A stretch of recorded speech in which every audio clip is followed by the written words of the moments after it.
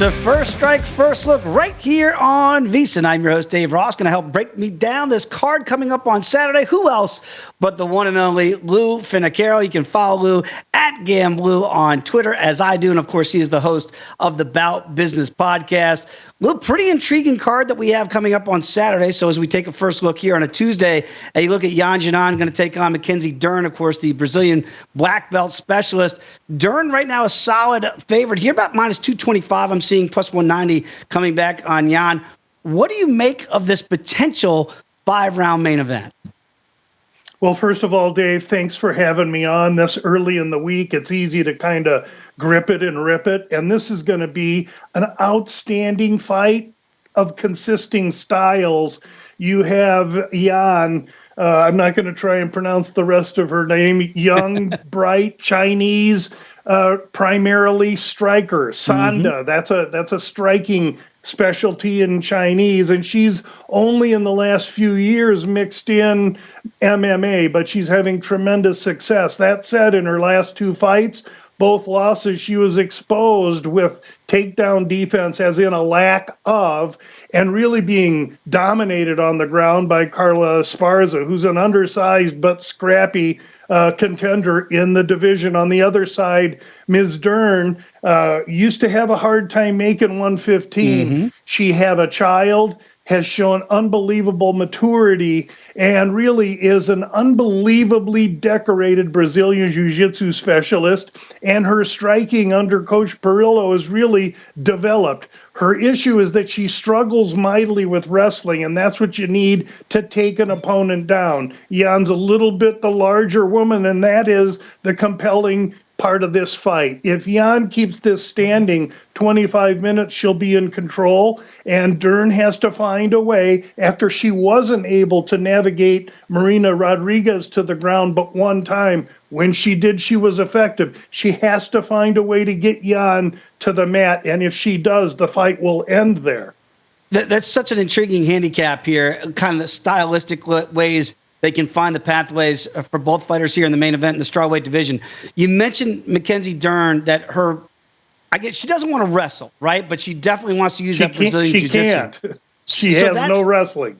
And therein lies the dilemma, right? I want to get it down to the mat, but I want it on my terms that I can utilize my BJJ, but I don't want to get into a wrestling match. You mentioned her hands have gotten better here in mixed martial arts.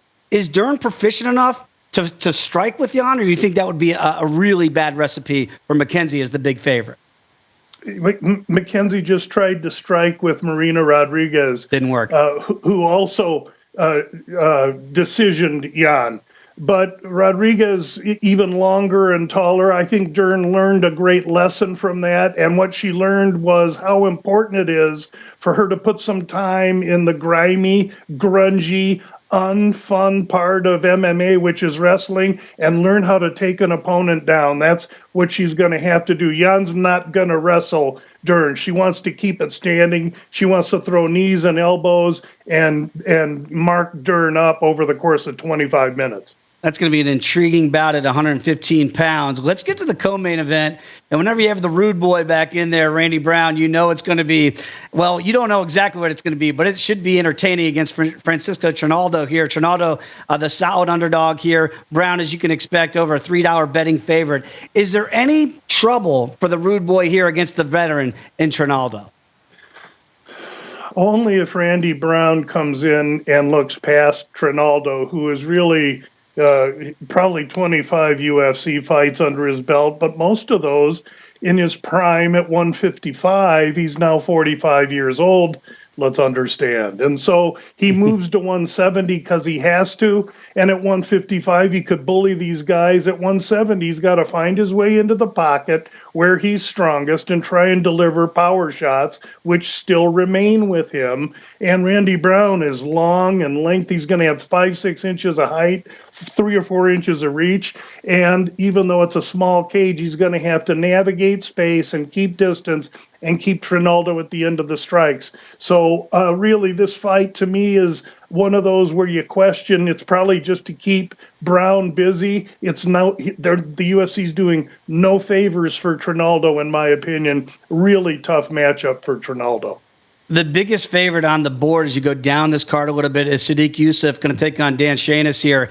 And Yusuf is a $9 betting favorite. Lou, you and I do not advise people, certainly on First Strike, First Look on a Tuesday, to lay those kind of numbers. Is there another way that you would try to advise people when they see a huge number instead of just blindly playing that maybe in parlays? Is there another avenue of approach for you in a fight like that? Maybe not in this kind of fight, Dave. The issue here was Yusuf was looking to Chikadze.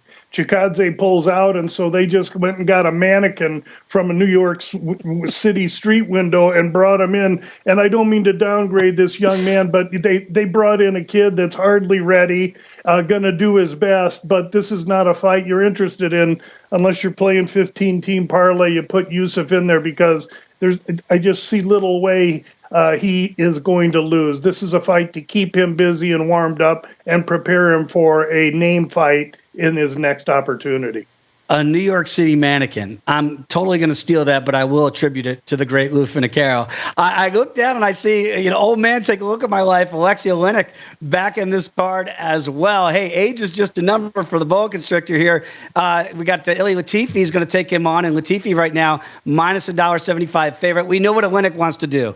He's going to look for some chokes. He's going to try to get this fight down to the ground. I'm assuming Latifi wants to keep this standing. Are you surprised that the pricing of this one has not gotten that far in front of Latifi here? I want to say only minus $1.75? Well, it kind of has. These guys were scheduled to fight in March. And at that time, Latifi was minus 135, and I was licking my chops. And that fight's been rescheduled 2 times since then. Interesting that Olynyk, 44 years old himself, he's got a glass jaw. Sneeze on him, he's going, and that's how you beat him. You knock him out, and all you got to do to knock him out is touch him. Now, the issue is if he holds on to anything, an arm, a leg, an ear, a baby toe, this dude submits you. So this fight, you want to either bet Olynyk by submission or Latifi inside the distance. To me, Latifi's interesting because he's 5'10", 240. If Latifi was 2 inches taller, he'd be a square. But he packs profuse power, and he has no neck. So I don't know if that's going to actually be an option for the submission artist, Olynyk. I have to favor Latifi here in this fight. He's going to knock the old man out, in my opinion. Latifi's currently minus 175 or so. The props will be out a little later this week. I love that because, again, how do you submit a guy that doesn't have a neck? And we know that's what he's going to look for, that choke. How do you get a guy that really is going to be hard to find that? Down the road a little bit in this card, I look at the Christoph Jocko fight against Brendan Allen, and that's intriguing to me. And, again, almost a pick'em fight here. Allen plus $1, Jocko minus $1.20. What do you see in that potential intriguing matchup? I see not a potential intriguing matchup. I see a certain intriguing matchup.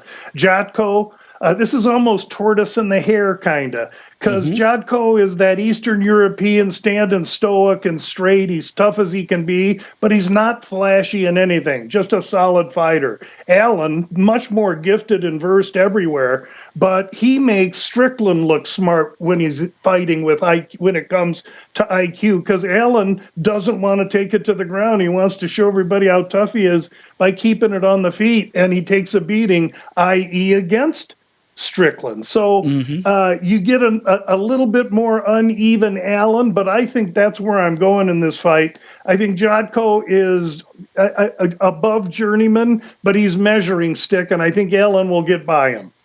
Lou, here on First Strike, First Look on a Tuesday. Any other fights so far that you've found value in that might switch before we talk again on Friday? Well, there's an interesting fight way down low. Chelsea Chandler, a debuter, and the young Stolyarenko from Lithuania. Here's a fight from 2 gals that are Invicta fighters.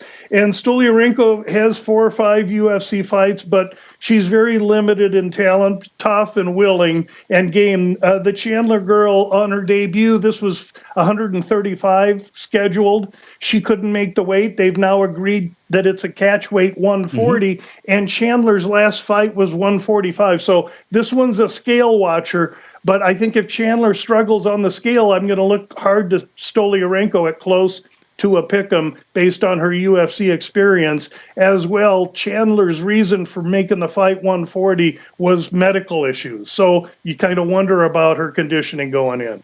And that's why, Lou, I always say this, and I mean it in every sense of the word, is that on Fridays on First Strike, nobody breaks down the weigh-ins and what you observe from those weigh-ins. So we'll be watching that one come Friday to see how that weight cut might be for Chandler.